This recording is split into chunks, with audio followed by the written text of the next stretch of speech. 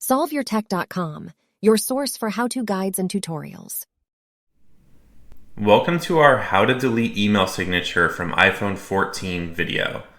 If this guide helps you out, then please consider subscribing and liking this video. If your iPhone is currently adding a signature to the end of the emails that you send, such as one that says "Sent from my iPhone," then you might want to delete it. You can do this by opening the Settings app, scrolling down, and selecting the Mail option. Then you can scroll to the bottom of this menu and choose the Signature option in the Composing section of this menu. Then you can tap inside the Signature field and you can delete everything that's there.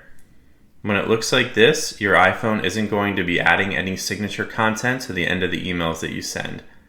If you would like to change it to something else, then you can just type what you want to use for the new signature. Make sure to like this video and subscribe to our channel to see more tech guides like this one. For additional information on this topic and to read the entire article, click the link in the description to visit SolveYourTech.com.